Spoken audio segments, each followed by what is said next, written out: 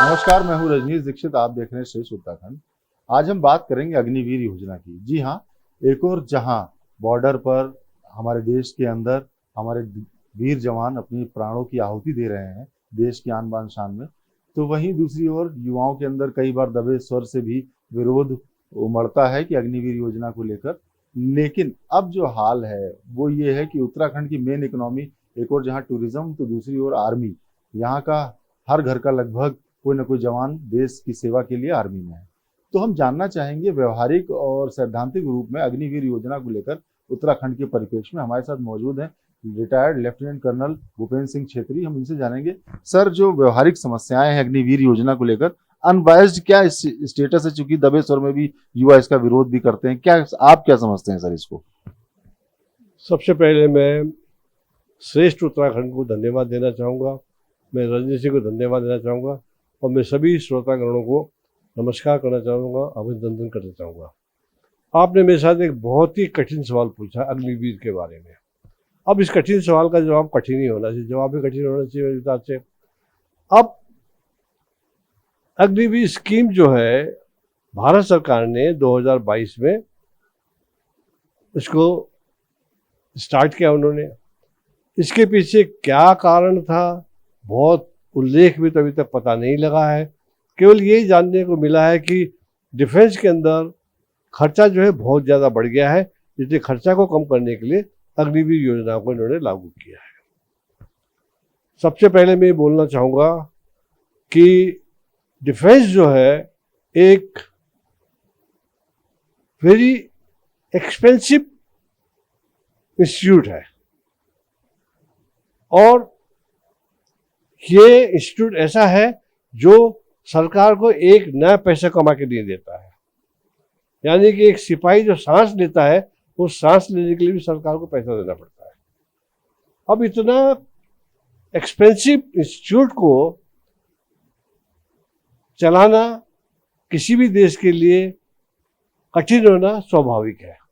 हमारे देश के लिए भी कठिन होगा, मैं इस बात को भली भांति जानता हूँ, भली भांति समझता हूँ।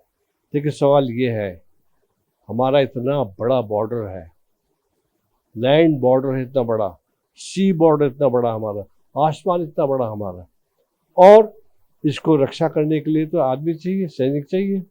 इसको मैं ऐसे खुला तो छोड़ नहीं सकते हैं। तो ये डिफेंस जो है एक नेसेसरी इविल है, ये नियन अत्यंत आवश्यक इंस्टीट्यूट है। ये इसके ऊपर इस प्रकार से सोचना है कि अग्निवीर चला करके हम पैसा बचा लेंगे, तो मेरे विचार से तो ये एक एक्सपेरिमेंटल ही समझ सकता हूँ मैं। और यदि इस एक्सपेरिमेंट को करना चाहते थे गवर्नमेंट, इसको पहले किसी और फील्ड में करना चाहिए था। क्यों आप लोगों ने डिफेंस में आकर के इसको स्टार्ट क्यों किया? यही चीज़ तो आप और जगह होमगार्ड में कर सकते थे, या फिर आप कोस्ट गार्ड में कर सकते थे, या फिर आप पुलिस में कर सकते थे, बीएसएफ में कर सकते थे, किसी दूसरे इंस्टीट्यूट में जहाँ की देश का जो सॉवरेनिटी है, देश का जो सुरक्षा है, उसके ऊपर किसी किस्म का आंच न पड़े। वहाँ एक्सपेरिमेंट करते, यहाँ लाते, सफल है ठीक है, नहीं सफल है तो कोई बात नहीं है, पहला बात। दूसरा बात, अग्निवीर के अंदर जो एक छोटा सा जो समस्या नजर आ रहा है वो ये आ रहा है कि केवल आपने उनको 4 साल के लिए रखना है, 6 महीने का ट्रेनिंग देना, 4 साल रखना है, 5वें साल में उसको घर भेज देना है। अभी तक तुमको ये बताया है कि 25% को रखा जाएगा, 75% को आपको बाहर निकाल देंगे, बोला आपने। अब 75% जो आदमी बाहर जाएंगे और वो वेल ट्रेंड आदमी है, फौज का उनको पूरा ट्रेनिंग मिल गया, चाहे वो नेवी का हो, चाहे आर्मी का हो, चाहे एयरफोर्स का हो, कहीं का भी हो, he is a well trained soldier. पूरा 4 साल के अंदर उसको पूरा पता लग गया कि सुरक्षा के विषय में, सुरक्षा के ढाल के विषय में, सुरक्षा के किस प्रकार से किया जाता है, सारी बातें वो सीख चुका होता है। अब वो बाहर आता है 21-22 साल का लड़का, और उसको बाहर जॉब नहीं मिलता है, और ये 10-20 लाख रुपए जो कमा के लाता है, वो मोटरसाइकिल खरीद करके मोबाइल खरीदेगा, कार वार खरीदेगा, और पैसे खत्म हो जाएंगे उसके। उसके बाद उसका क्या है, उसके पास उसका फ्यूचर क्या है? आप बोल रहे यहाँ लगाएंगे, यहाँ लगाएंगे, यहाँ लगाएंगे बोल रहे, तो भाई यहाँ लगाए कैसे लगाओगे जब आपके पास इतना भयंकर अनएम्प्लॉयमेंट बाहर चल रहा है? तो इनको कहाँ से एम्प्लॉय करोगे आप? ये तो मिट्टी बातें मैं बोलता हूँ। अब वो आदमी जो है कोई ना कोई गैंग बनाएगा, कहीं ना कहीं ऐसा उत्पाती काम करेगा जिससे कि राष्ट्र को नुकसान हो सकता है। तो मेरे को तो ये बिल्कुल भी सही नहीं लगता है। और इसका जो इफेक्ट है, अब मैं देख रहा हूँ, मैं चूँकि उत्तराखंड से हूँ, मैं देवभूमि से हूँ, तो मुझे पता है देवभूमि में, उत्तराखंड में हर जवान का, हर युवा का एक मतलब बहुत बड़ा मनोकामना होता है कि वो फौज ज्वाइन करे के करके। जैसे मिलते हैं लड़के, बात करते हैं, साहब फौज में क्या होता है क्या होता है, तो अच्छे लड़के बात करते हैं मेरे साथ में आकर के, तो मुझे उनका मानसिक व्यवहार समझ में आता है उनका कि उनको कितना लगाव है फौज के साथ में। अब उसको आपने वंचित कर दिया है, अब वो जाना नहीं चाहता है, और जो जाना चाहता है वो रिफ्यूज लॉट है, हर जगह फेल हो गया तब फौज में आ रहा है वो, तो हमको क्या फायदा हुआ।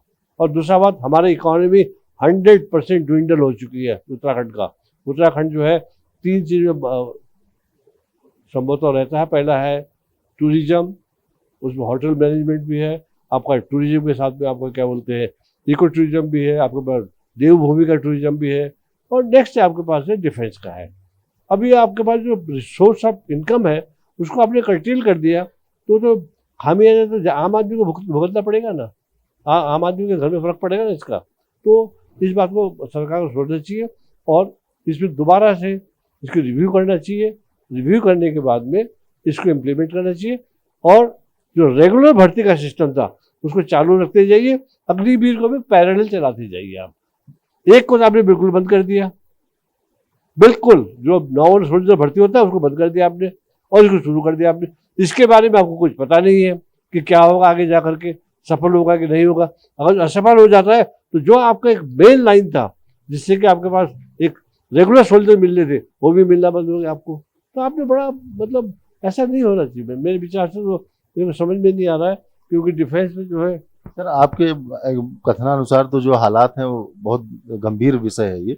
दूसरी बात आप बता रहे थे व्यवहारिक तौर पर कई अग्निवीरों से आपकी चर्चा भी होती है, उनकी शादी होने में दिक्कतें आती हैं।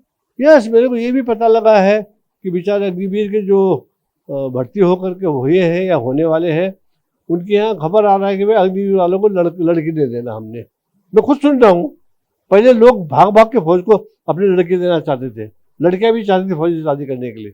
अब ये सब सुनने में आ रहा है कि लड़कियां भी बोलते हम नहीं शादी करेंगे बहन से। क्या मतलब, आपने सामाजिक ताना बाना तक तोड़ दिया आपने, मतलब बहुत इफेक्टिव हो रखा है पारिवारिक दृष्टिकोण से भी। मतलब अब वो घर में आएगा तो एक अग्निवीर सोल्जर होगा, एक रेगुलर सोल्जर होगा, उसकी हीन भावना से देखा जाएगा उसको, उसकी शादी नहीं हो रही है। आपने एक जो ताना बाना बना हुआ था, एक बढ़िया सा सडन में बना हुआ था, उसको भी डिस्टर्ब कर दिया आप लोगों ने आकर के। ये ठीक बात नहीं है मेरे विचार से, तो ये कुल मिलाकर आप सुन रहे थे लेफ्टिनेंट भूपेंद्र छेत्री हैं, रिटायर्ड कर्नल, जो बता रहे थे कि जो हालात हैं अग्निवीर के वो किस तरीके के हैं। एक और जहां आदमी के सामने एम्प्लॉयमेंट का खतरा है, तो दूसरी ओर व्यवहारिक तौर पर उनकी शादी होने में दिक्कत होती है। इसके अलावा जो पैरेलल एक्सपेरिमेंट होना चाहिए था अग्निवीर के साथ, जो सामान्य भर्ती, उस पर बंद हो गई है सामान्य भर्ती, सिर्फ अग्निवीर भर्ती हो रहे हैं सेना में। तो ये कहीं ना कहीं एक जो समस्या है, बहुत बड़ी समस्या बनेगी। अगर अच्छे सैनिक हमारे देश की सेना में नहीं आएंगे तो फिर ये बहुत बड़ी समस्या का सबब बनेगा। कैमरामैन पंकज तलवार के साथ मैं रजनीश दीक्षित, देहरादून। श्रेष्ठ उत्तराखंड पर खबरों से जुड़े रहने के लिए चैनल को सब्सक्राइब और लाइक करें, बेल आइकन दबाएं और देखते रहें श्रेष्ठ उत्तराखंड।